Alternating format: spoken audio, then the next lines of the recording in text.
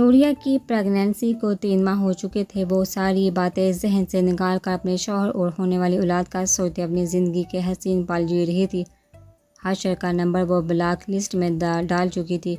Factory में आजकल ज़्यादा काम था, इसीलिए बाज़ औक़ात राजा देर से घर आता था। नूरिया की तबीयत कुछ दिन से ख़राब थी, पर रात ज़्यादा ख़राब हो गई थी, जिस पर डॉक्टर ने कहा था कि वो स्ट्रेस ले रही है, जिसकी वजह से उसका बीपी हाई हो रहा था। राजा के बहुत इसरार से पूछने पर भी वो इसे टाल गई थी कि उसे कोई परेशानी नहीं। नूरिया बर्पा बैठी हाथ में मोबाइल पकड़े गेम खेल रही थी। उसे मतली महसूस हुई तो तेज़ी से बाथरूम की तरफ भागी। 5 मिनट के बाद वो गीला चेहरा थपथपा कर पहुँचते ही नडहाल सी बाहर आई तो सामने बर्पा बैठे हाशर को देखकर ठटका रुकी। एक पल को उसकी आंखों में हैरानी उभरी और दूसरे ही पल नागवारी। उसे यूं चोरी छुपे हाशर का अपने घर आना साथ नागवार गुजरा था। नूरिया ने कंधे पर पड़ा दुपट्टा सीने पर फैलाकर उड़ते नामहसूस अंदाज में अपना सरापा छुपाने की कोशिश की, जो कि हाशर की तेज़ नज़र से छुप ना सकी। आप यहाँ क्या कर रहे हैं? नूरिया के लहजे में महसूस की जाने वाली नागवारी थी। तुमसे मिलने आया हूँ। वो बैठ कर उठ खड़ा हुआ। आपको इस तरह राजा से चोरी हमारे घर नहीं आना चाहिए था। वो एक कदम मज़ीद पीछे लेते चेहरा मोड़ गई। क्यों? इसके सवाल पर नूरिया को मज़ीद हैरत हुई। आप नहीं जानते कि क्यों? वैसे वाकई इस इंसान पर हैरत हो रही है। हाशर प्लीज़ आप जाइए यहाँ से, राजा आगे तो अच्छा नहीं होगा। नूरिया के सख्ती से कहने पर वो कदम बढ़ाता उसके तरफ आने लगा। मेरा नंबर क्यों ब्लॉक किया तुमने? वो नरम लहजे में पूछता हुआ भी नूरिया को एक आंख नहीं बाया था। क्योंकि मेरा मोबाइल ख़राब था, इसलिए राजा सही करवाने के लिए लेकर गए थे। वो तेज़ी से झूठ बोल गई। ठीक है, मान लिया, मुझे बहुत ज़रूरी काम था जिसकी वजह से रिस्क लेकर आना पड़ा। ये कुछ पेपर पर तुम्हारी सिग्नेचर चाहिए। ऑफिस में कुछ स्टाफ ने रखना है। वो जेब से कुछ कागजात निकाल कर उसके सामने कर गया तो नूरिया ने बगैर सोचे समझे जल्दी से उसके हाथ से पेंसिल और पेपर पकड़कर साइन कर दिए। अब आप जाइए प्लीज़, दुनिया की मिन्नत बड़े लहजे पर बोला। बेंच के अब भी तो जा रहा हूँ, पर बहुत जल्द वापस भी आ सकता हूँ अगर तुमने फ़ोन पर मुझसे रब्ता ना किया।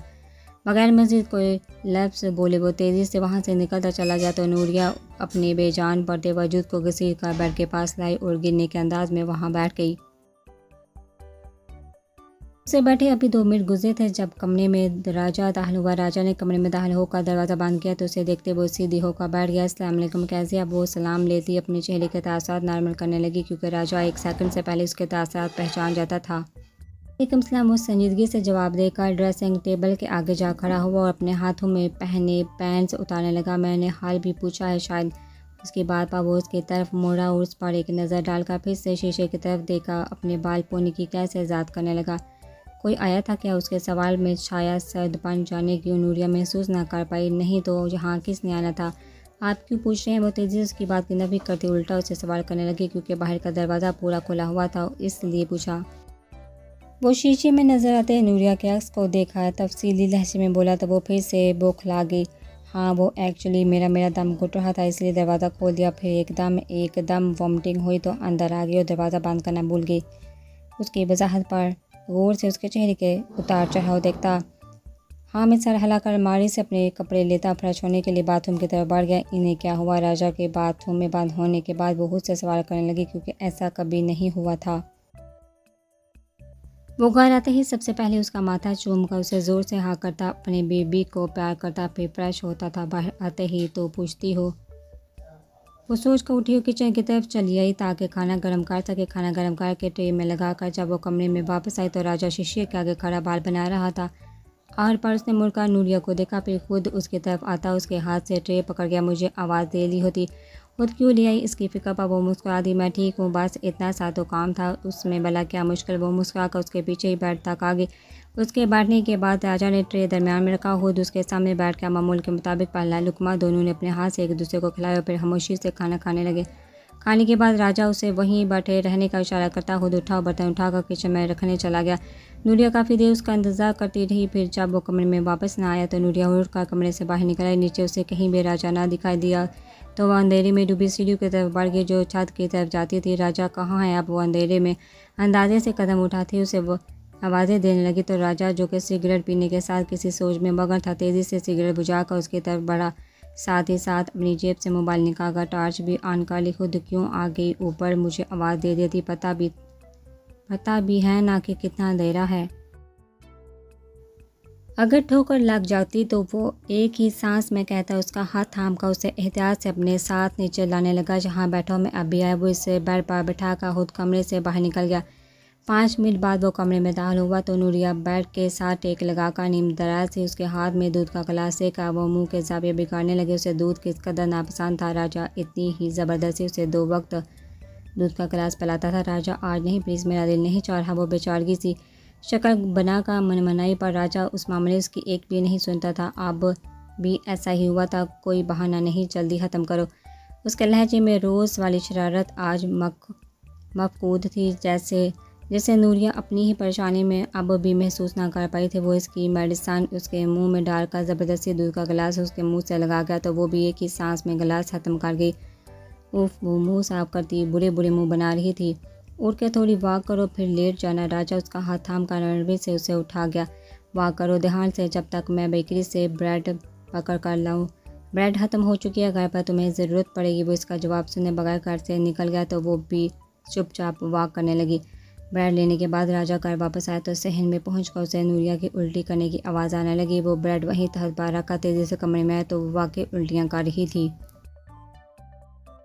वो उसके पीछे ही बाथरूम में चल दिया और उसके पुष्ट पर हाथ फेरता अपना एक बाजू उसके कमर के गिर्द लपेट गया। वो फारिग होने के बाद कुल्ली करके मुंह पर पानी के छींटे मार गई तो राजा तौलिया पकड़ कर उसका चेहरा थपथपा कर खुश करने लगा। उसका चेहरा खुश्क हुआ तो नूरिया ने ढाल से अपना चेहरा उसी के सीने पर रख अपना सारा बोझ उस पर डाल के मेरी जान था कि वो उसे गालों पर फैली नमी अपने हाथों से साफ करता झुक कर उसके चेहरे को देखा परेशानी से पूछने लगा। वो मुंह से कुछ पूछे बगैर सर हिला गई। राजा को बाहों में भरकर कमरे में ले आए। उसे बेड पर लटाकर उसके ठंडे पड़ते वजूद पर कमर डालकर उसके पास बैठ गया। मुझे तुम ठीक नहीं लग रही रानी, शाबाश, थोड़ा हिम्मत करो, हम अभी डॉक्टर के पास जाते हैं। वो इसके सर्द अपने हाथों में थाम कर इन्हें रगड़ कर गरमाइश पहुँचाने लगा। अब परेशान मत हो, मैं ठीक हूँ। वो कमज़ोर सी आवाज़ में बोलती उठने लगी तो राजा उसके कंधों पर हाथ से दबाव डालता उसे उठने से बाज रहा गया। लेटी रहो, कहाँ ठीक हूँ, मुसलसल उल्टियाँ करी जा रही और रंग देखो कैसा पीला पड़ गया है तुम्हारा। वो इसकी हालत से सख्त परेशान था जो कि उसके चेहरे से भी नज़र आ रहा था। जहाँ आए वो इसे झुकने का इशारा करने लगी तो वो उसकी बात पर अमल करता उस पर झुक गया। उसके झुकने पर नूरिया अपने हाथ उसके मजबूत हाथों से निकाल कर उसका चेहरा दोनों हाथों में भरकर मजीद खुद पर झुका गई। राजा चामद होकर उसकी सारी कार्रवाई देख रहा था। उसे खुद पर झुकाने के बाद वो थोड़ा सा ऊपर को उठती उसके माथे पर अपने नाजुक लब रख के उसके लम्स की ठंडक राजा को अपनी रूह में उतरती हुई महसूस हुई। वो दुआ करने लगा कि काश लम्हे यहीं ठहर जाए, पर हर दुआ इसी वक्त कहाँ पूरी होती है। वो इसका चेहरा पीछे करती उसकी आंखों में अपनी आंखें डालकर देखने लगी। परेशान मत हुआ करी, मैं बिल्कुल ठीक हूँ। इस हालत में ये सब नॉर्मल है। मैं डॉक्टर से तफसील में सब पूछ चुकी हूँ, सब ठीक है, आप इजी रहें बस। नूरिया के मुस्कुराकर कहने पर वो कुछ रिलैक्स होता पीछे हट कर बैठ के दूसरी सर पाकर दराज हो गया। उसके लेते ही नूरिया खुद पेशकदमी करते उसके सीने पर सर रखा उसके गर्दन में अपने दोनों बाजू डाल गए। राजा उसकी मीठी पुकार पर राजा सर झुकाकर उसकी तरफ देखने लगा। वो हनकारा भरता अपना एक बाजू उसकी कमर के गिर्द बांध गया। मुझे आपसे कुछ कहना है, वो लड़सी हुई बोली तो राजा हैरानी से उसे देखने लगा। बोलो मेरी रानी। राजा अपने हाथ की पुश से उसके चेहरे पर फेरने लगा। आप बहुत अच्छे हैं राजा और मुझे पहाड़ है, आप मेरे शोहर हैं। वो शर्मा का कहते उसके सीने में मुँह छुपा गई। अच्छा, वो उसे छुई मुई सी होते देखा बेसहाता हंस दिया और मैं रब का शुक्रगुजार हूँ कि उसने मुझे तुम जैसी नगीने से नवाजा है। तुम्हारी मौजूदगी ने मेरी ज़िंदगी की तारीख शब को रोशन सवेरे में बदल दिया है।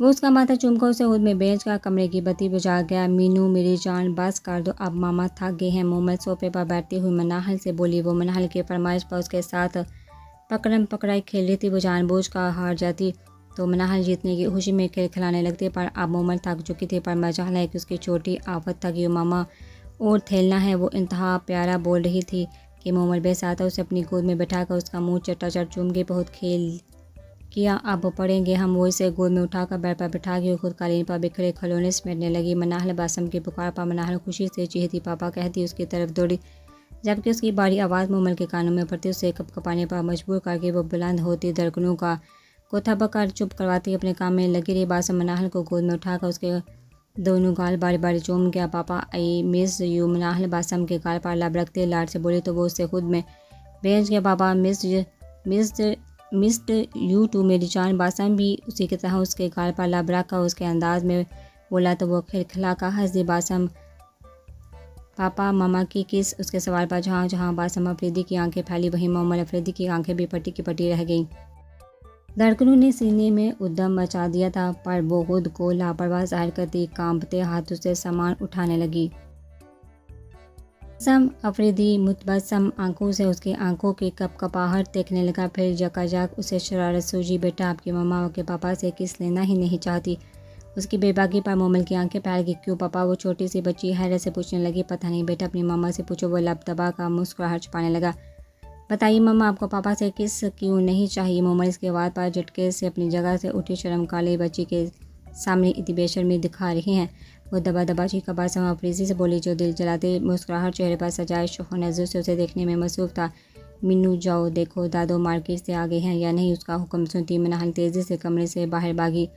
आप में ज़रा भी शर्म बची है या नहीं? माजी में जो कुछ आपने किया और कहा वो सच था, तो आप ये धोखा और फ़रेब क्यों चाहते? क्या है आप मेरी इज़्न नफ्स रोन का? किस कदर सुकून से आप ऐसे बर्ताव करते हैं जैसे कुछ हुआ ही नहीं? क्यों कर रहे हैं ऐसा? मोमल के चेहरे पर बासम का मुतबस्सम चेहरा एकदम संजीदगी का लबादा उड़ गया और माजी एक फ़िल्म की तरह उसकी आंखों के सामने चलने लगा।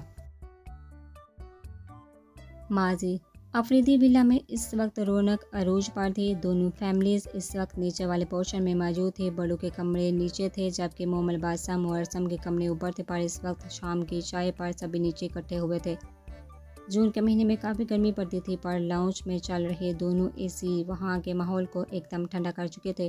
करीम अफरीदी और अरसल अफरीदी एक सोफे पर विराजमान चाय पीने के साथ साथ बिजनेस के मामला डिस्कस कर रहे थे, जबकि ईशा अफरीदी और प्रिया अफरीदी सामने वाले सोफे पर बैठी हाथ में एक मैगजीन पकड़े कपड़ों के नए डिज़ाइन पर तबसरा कर रही थी। थोड़ी ही दूर नीचे कालीन पर अरसम अफरीदी और मोमल अफरीदी आमने सामने बैठे लूडो खेल रहे थे, जबकि मोमल के पीछे मौजूद सिंगल सोफे पर बासम अफरीदी नीम जराज मोबाइल में बिजी था। अरसम भाई, आप कितने बड़े चीटर हैं। मोमल की रूहानी आवाज़ बासम के कानों से टकराई तो वो मोबाइल से नज़र हटाकर उसकी जानब देखने लगा, जो रोने वाली सूरत लिए अरसम को देख रही थी। चीटिंग मैं नहीं बल्कि तुम कर रही हो चुड़ैल। उसकी चुड़ैल कहने पर वो मुड़कर शिकायती नजरें बासम पर टिका गई। उसके जू देखने पर बासम उठा और उन दोनों के दरमियान में बैठ गया। क्या हुआ? वो जानता था कि दोनों लूडो खेलते हुए हमेशा बच्चों की तरह लड़ते थे, पर फिर भी वो नासमझी का तासर चेहरे पर सजाए दोनों से सवाल कर गया। बासम भाई कि अरसम भाई हमेशा की तरह आज भी चीटिंग कर रहे हैं और ऊपर से मान भी नहीं रहे। उसके रूहान से शक्ल पर बासम को बेसाहता प्यार आने लगा। अरसम कब सुधोगे तुम? हाँ, क्यों तंग कर रहे हो मेरी स्वीटी को? वो रोबदार आवाज़ में बोला तो अरसम मुँह बसोड़ने लगा, जबकि मोमल नाक चढ़ा गई। भाई मैंने कोई चीटिंग नहीं की, ये चुड़ैल चीटिंग करती है और इल्ज़ाम मुझ पर लगा देती है। उसके चुड़ैल कहने पर मोमल फिर से बासम की तरफ देखने लगे तो वो अरसम को खुदी से पकड़ गया। छोड़े भाई, बच्चे की जान लेंगे क्या? वो अपनी गर्दन बासम की गिरफ्त से छुड़वाने की कोशिश करने लगा। चुड़ैल क्यों? बोला मोमल को तुमने। उसे अपनी गिरफ्त से आज़ाद किए बगैर पूछने लगा तो और क्या कहूँ, इतने लंबे ना और इतने ज़्यादा लंबे बाल चुड़ैलों के ही तो होते हैं। मेरा मतलब सॉरी भाई, माफ़ कर दे भाई, अब नहीं बोलूँगा उस चुड़ैल को। आई मीन मोमल को चुड़ैल। वो चुड़ैल कहने की जस्टिफिकेशन देता उसकी गिरफ्त अपनी गर्दन पर मजबूत पड़ते महसूस करके गड़बड़ा का माफ़ी मांग गया। उसकी पतली होती हालत पर मोमल खिलखिला कर हंसने लगे तो उसे यूँ हंसते देखकर बासम के चेहरे पर मौजूद मसनूई गुस्से के तासर एकदम नरमी में बदल गए। बासम भाई, उनको कहें कि मेरे साथ एक और गेम लगाई, यही उनकी पनिशमेंट है। मोमल के उतरा का कहने पर अरसम बेचारगी से बारी बारी दोनों को देखने लगा। तुमने सुन लिया ना अरसम कि तुम्हें क्या करना है? बासम ने तेवरी चढ़ाकर उसे पूछा तो वो दोनों हाथ उसके आगे बांध गया। भाई प्लीज़, आज अभी नहीं, मेरा मैच है, मुझे वहाँ जाना है। उसकी बात पर मोमल का मुंह लटक गया। कोई बात नहीं, आप जाइए, हम बाद में खेलेंगे। वो अपनी उदासी छुपाकर अरसम से खुले दिल से बोली। वो जानती थी अरसम के लिए क्रिकेट की क्या अहमियत थी। वो मुस्कुरा कर बोली थी, पर उसकी आंखों में मौजूद उदासी बासम की तेज़ नज़र से छुपी न रह सकी। तुम जाओ अरसम, अब मैं और मोमल खेलते हैं। क्यों स्वीटी? वो अरसम से कहता आखिर में मोमल से मुस्तफसर हुआ तो उसकी आंखों के बुझते दिए एकदम टिमटमा उठे और खुशी से चीख उठी। वो खुश होकर चीखती पुरजोश से उसके बाजू से लिपट गई तो बासम की आंखें चमक गई उठी। बासम मुस्कुरा कर उसे देखने लगा, जो अब उसे अलग होती खुशी खुशी लूडो सेट कर रही थी, जबकि अरसम वहाँ से उठता घर से बाहर निकल गया। बासम वो जो लैपटॉप सामने रखे कोई ज़रूरी काम कर रहा था, पर यह अफरीदी के पुकार पर इन्हें देखने लगा। ये छोटी मम्मा, वो इन्हें जवाब देता, साथ ही तेज़ी से लैपटॉप पर उंगलियां चलाकर अपना काम भी करने लगा। बेटा, मोमल का फेयरवेल है आज स्कूल में, वो रेडी हो रही है, तुम उसे छोड़ आओगे क्या? मोमल के पापा तो ऑफिस हैं और सम भी बाहर निकल गया है। जवान लड़कियां ऐसे साज संवर कर अकेली जाए, ये मुनासिब नहीं लग रहा मुझे। उसे मसरूफ़ देखा, वो पूरी बात तफसील से बासम के गोशे गुजार कर गई। वो कलाई में बंदी घड़ी पर नज़र डालकर वक्त देखने लगा।